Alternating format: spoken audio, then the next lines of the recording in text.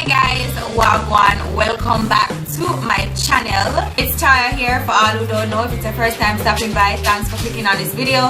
Thanks for subscribing if you're a new subscriber. Hey wagwan, big up yourself.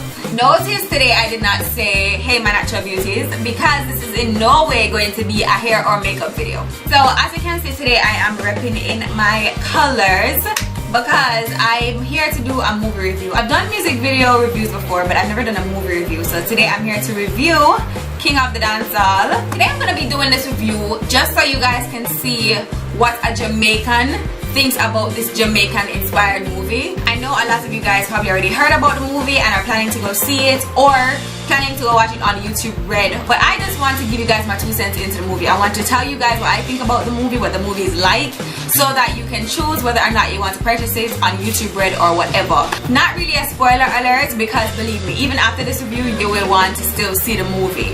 So it's not like I'm spoiling the movie for you. I'm telling you guys generally what it's about so that you can check it out. If you're not click the subscribe button yet, go ahead and click it, subscribe to my channel so that you can get all the updates on my channel. Look a bell, so click it, so it also tells you whenever I put out a video, so you don't want to miss out on any other videos, guys. So I'm going to have extra details about the movie down below in the description bar, so you can go down there and check out all like the general stuff and like the cast and all of that down in the description bar. All that detail is going to be down there, so you can breathe and see what the movie really is about down there. So a quick chime, hair details and also my necklace details. This is a Jamaican pendant necklace. If you guys watched my last vlog, then you would have already seen these. The details will be down below in my description. Alright, so for all my foreign subscribers, I apologize in advance, but you don't know, I'm have your back. I'll put in subtitles down below because the Jamaican patois will kick in right now, because it's a Jamaican movie, so you know, you can't expect any less. I forgot to talk, you know, I know the people that want me to talk, because this is a Jamaican movie review. I'm gonna have subtitles, so don't worry yourself. Just follow along with me down there. So if you have seen any type of Jamaican movie, then you don't know what you need to expect, or you have expectations because you don't know what it's probably going to be like. And that was me going into the movie. I went in with an open mind though, because I wanted to see what could really be done to depict what, you know, they said they were going to depict in the movie, what was promised. So I'm gonna say, alright, cool. I went in, you know, with an open mind. Alright, so the movie is based on a true story. So it's a cross between Dancehall Queen, One Love and Shatters. That's the best way I can generally describe the movie. A cross between those 3 movies: Dancehall Queen, Shatters and One Love. If you're not pre the movie there, you can go ahead and check them out, but it's definitely a cross between those 3 movies.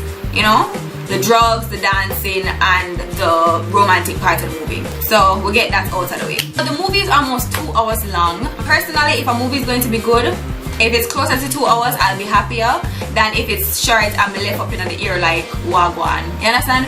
So I'm glad it was that length that it was. I'm really happy for that part. So I'm just gonna give you guys the general list of characters, you know, kinda in the order that they appeared. You don't know, there's Nick Cannon, there is Kimberly Patterson, Busta Rhymes in there, Ninja Man in there. In the beginning, Barrington Levy did for like a slight second. Collie Buds in there. Ooh. Who else in there? Well, Beanie Man does the narration basically, kind of like he gives it like a documentary type of feel, but I get into that later. So Beanie Man is in there as well, and other celebrities make like short appearances throughout the movie. I hope I'm not forgetting anybody. And this guy that always comes in like some mafia type movies, I'll have his name and everybody's name down below. Alright, the list of the cast will be down there. Let me talk about the background music. The background music in this movie is friggin' on point. Like, they used so many cartel songs, unedited cartel songs. And when he was describing the dancing and so in at the beginning of Be a Low and Cartel, this is how the story begins. Let me get into the storyline now. So basically, Nick Cannon had done some bad things. His name in the movie is Tarzan. He's a star of the movie. So basically, Tarzan does some bad things. That's Nick Cannon. He does some bad things. He gets thrown in jail, alright? So throughout the movie, Tarzan narrates the movie. So he's telling the movie from his point of view, alright? So that's what's going on throughout the movie. He might tell the movie from his point of view. And then every now and then, Beanie Man comes in and talks about Tarzan, the real Tarzan and the real dancehall. So it's like Beanie Man is giving his narration from a documentary type point of view. And then no, Tarzan comes in telling his story. That's Nick Cannon comes in telling his story. So the movie starts out with him in jail. He gets released, him doing time, and then he gets released, and then he heads home to his mom, Whoopi. Whoopi Goldberg is also in the movie, guys. How the hell could I forget that? Anyways, Whoopi Goldberg plays his mom. She's sick, and he needs to take care of her basically because it's only the two of them. And that's the reason why he ended up in jail in the first place, because they gonna do some bad shit to get some money, and he ended up getting locked up. He made the decision to go to Jamaica. So Busta Rhymes plays his cousin, who is Alistair. That's his name in the movie Toast. Now, for my favorite characters for the movie, I definitely have to say Busta Rhymes was top of the list for me. His character Alistair is so funny, so funny. If you're looking for somebody that's gonna make you laugh in the movie, that's him. Him chop some BBC, me and tell her, like him and Tarzan's relationship, it will make you laugh. They're like brothers. They're not even like cousins. They're like brothers. And you know how brothers fight and them cuss one another and them go on, like it's so accurate. So him call up Toast their Jamaican, him girlfriend. Oh, Camille. His other actress girl is in there too, Camille something, I don't remember her name, but I'm gonna have it down below in the description. So he calls up his cousin Toast and say, yo, Toast, more come to Jamaica, you know, like what we do. And Toast say, yo, forward. So Toast and his girlfriend have like the funniest relationship because they're always arguing, and I mean, they might chop some BBC afar like the whole time. Like they're always arguing, and I really think that adds like the Jamaican flavor like to relationships, because there are a lot of relationships that are dysfunctional like that, and yet, you know, like people still find it funny, because really in the movie it was very, very funny. And they have like a lot of kids together. They have like 5 kids, so you don't know, say theme thing, just they all over the place. So Toast is a selector, and that's what Toast does, you know. Toast have dreams to become the next Shabba, so them did a saying in the movie. Tarzan leaves the US, come down to Jamaica, because his plan was he was gonna come down. He had $5 grand to his name, $5 grand US to his name. He's gonna come down, get some weed, ship it back, and sell it back up there and get back his money. Like that's what he planned to do to take care of his mom. Toast was in an argument with a girlfriend. They ended up having to stay at Toast's mom's house. Zine, so them stay at her house, and the mother tell Tarzan say he needs a job if he's going to be staying there. Toast hooks up Tarzan with Uncle. Remember when name? Toast hooks up Tarzan with this guy for him to work for him on the beach in a restaurant, you know. So him do little tidying up, him do little cooking, or little, you know, he serves the meals and all of that. He does general stuff around there just to make it look legit when he did start making weed money. They went to Collibud's at a party, right? And he's apparently the Don in the whole thing. They call him Don Dada. Hollywood surprised me because I never really got him like as an actor. But I went to Don Dada because Don Dada was a weed link, the first weed link. And they went to him with the $5 grand and said, yo, we have $5 grand. We need $5 grand worth of weed. And he was not interested. And it's because Tarzan was hooking up with Maya, which is his ex. Right there, and then the relationship thing kind of come in, you know, the triangle. That was one of the high points of the movie, the whole conflict between, you know, going on with all 3 of them. Maya was Toast's girlfriend's sister, right? And her father was a pastor. So there's another conflict with the whole relationship being a high point of the movie. And let me give props to my girl Kimberly Patterson. Girl, you are amazing. Her role as Maya, magnifique. Like, she played the role so well. She's actually a makeup artist, guys, so you can check her out on her Instagram. That's where I knew her from. But seeing her in this movie, you should have been acting years ago. She can act, like she just played the role like it's her role. Like, she can really act, and she's very, very talented. The dancing, she could actually dance. Like me, I wonder, like the girl that one dancer from long time, like she can dance, she can move. Them go to Dada say don't want deal with them in the business, whatever. Ninja Man is Dada's right hand man. Ninja Man do him thing in there, and already know Ninja Man say bad man, Ninja Man say gargan.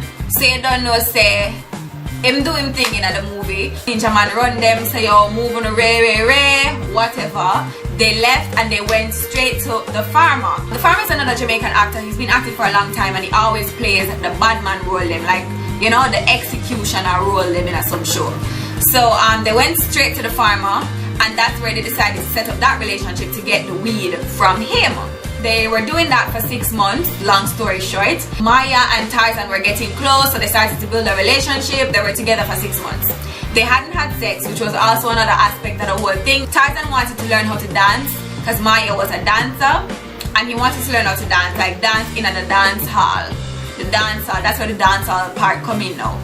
So he was actually king of the dance hall with the dancing. So that's how his king of the dance hall came in.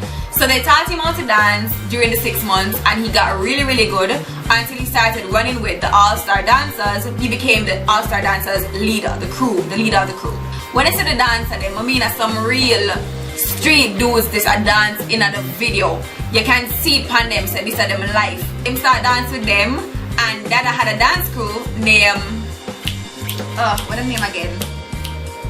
I don't remember them name, but he had a dance crew. They were basically rival groups, they were rival teams. When they had dancing or any dance keep, them always used to go up against each other. Dada had a sister, KD. Yeah, Dada's sister was KD, played by Krisha Turner, which is a beautiful, beautiful girl.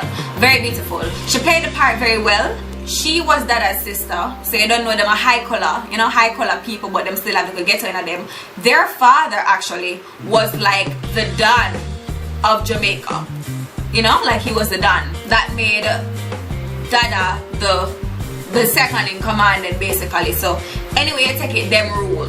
So she was like the little golden princess, with, you know, the whole bad man vibe. So you don't know, you can't touch that girl there. Maya didn't tell Tarzan that she used to deal with Dada back in the day, and then Kadeen told Dada, and that's how she got to come into the relationship. They had a little thing going on. They go Portland together, and guys, if you see Portland in the movie, so freaking beautiful. Like, I like the way they capture the essence of the place. You see the market, them show the ghetto, them show the pretty side, them show the greens, them show the hills, them show everything. Very, very nice executed. I love that, and the camera quality is beautiful. At one point, when he started dealing with Kadeen, they ended up ransacking his place because Dada did try to teach him a lesson.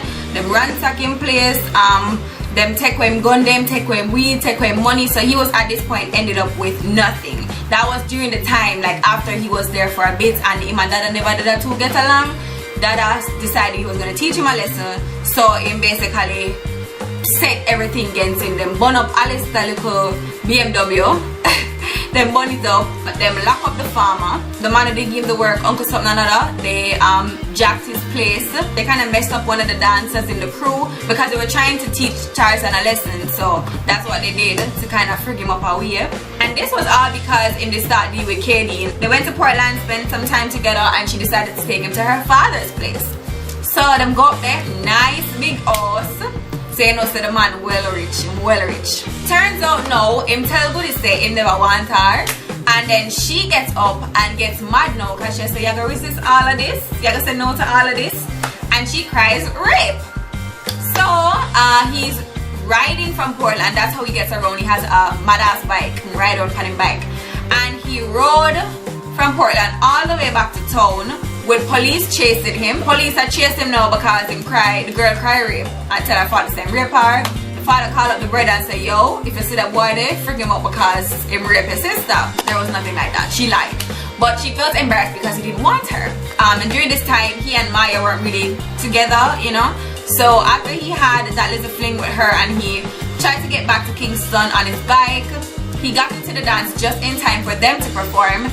And then they started performing and everybody loved them, and it turns out that they won because in the end, the leader of the Dada Posse, that's what they're called, the Dada Posse, the leader of the Dada Posse, which is the other dance group, he ended up joining the All-Stars. So that's because that was originally his crew and he used to run with them, but because he was afraid for his life, he ended up having to go to Dada Posse. So in the end, he was like, yo, frig this, because they were doing his dance, which is the Roddy Rich. So Roddy decided to go over to that crew. So they ended up winning. So after they won the money, he did this speech. I call it a speech because it's kind of like he knew something was going to happen to him. At that point, he told them, yo, toast, take care of my girl. He had to leave because the police were coming. So he was basically, I guess his intention was to go and hide. Nick Cannon really, he was so passionate, but he definitely brought that Yankee feel. Like he really brought out that if Tarzan really left the US to come down here in real life, I think Nick definitely depicted that. Being estranged, yet familiar with the place, and then trying to learn. It was, I already knew he was a good actor. So, you know, like that was already checked. Like, tick, you see me? But it was a great movie overall. Very inspiring. Very inspiring. It makes you want to do better. It makes you want to live better. At the end of it, he had a really nice message, you know, and he was saying, you know, his legacy lives on and whatever. I'm not going to talk about the end 100% because I really don't want to spoil the movie for you. If I do that, the movie is going to be spoiled, so I'm not going to do it. If I do that, then you probably won't want to watch the movie. But I'm telling you, from watching the movie 3 times, I watched it 3 times, guys. It's a good movie. It's a good movie, very engaging. You can relate because you watch it and you understand everything that's happening. You understand the struggle. You see the ghetto. You see the raw realness of Jamaica. You see the prettiness. You see how beautiful it is. You get to see all of that and you get to relate because you've seen it, you know. So this movie is humorous, and that's what Busta Rhymes brought to the movie, the humor. It was well executed. The actors and the actresses that played the roles can actually act. It depicts Jamaica so accurately. And this is coming from a Jamaican. Awesome movie, guys. Like, I don't know, I'm just so excited about this movie. I think I'm gonna watch it a 4th time. Honestly, every time you watch it, you see something else that you actually like, and that's how you know a movie is really good. The movie has moral influence, I would say, and it really just shows the realistic side of Jamaica, and I think that's why I really like it so much. So there are not a lot of Jamaican movies, and I'm really proud that this movie was actually made. I definitely think Jamaicans should go and pay to see the movie. I really think we should start supporting more efforts like this because it definitely puts us on the map in a positive light, and it makes people say like what Jamaica really is about, which I think bringing that to the world makes us even more authentic, and already people really love Jamaica. So I feel like we need to support more efforts like this, and we need to make sure we'll put it out there so that we get more sponsorships and get more people wanting to invest in our country, because there's a lot here. The heritage rich, the culture rich, like everything about us is so authentic. I feel like so we need to put out more of that, put out more positive shit so that people will just not really see the negative shit that's going on, especially who live here. Give us some positivity back. I could get something good back from the country because so much bad is happening, you know. So I feel like we need to do that. I definitely think this movie should be nominated for some Oscars or something. It's a good movie. So guys, go ahead and support the movie. Go check it out, guys, on YouTube Red. That's where it's on right now, YouTube Red. Yeah, I hope you guys enjoyed this review. Please tell me what you think down below, if you've seen it yet or if you're going to see it. Tell me down below in the comment section. Let's talk about it. Let's talk about your favorite part if you've seen it already. If you guys have any other movies that you want me to review, you can tell me down there as well. You don't know me want to follow me on my social media site, so follow me on Instagram, Snapchat as well for see what I do, Twitter and all that good stuff, Facebook, everything. Links going to be down below as usual. And also guys, tell me what country you're from down below in the comments. So you don't know my love, no, thanks so much for watching this. Hope you guys liked it, and yeah, I'll see you guys in the next video. Until next time, one love.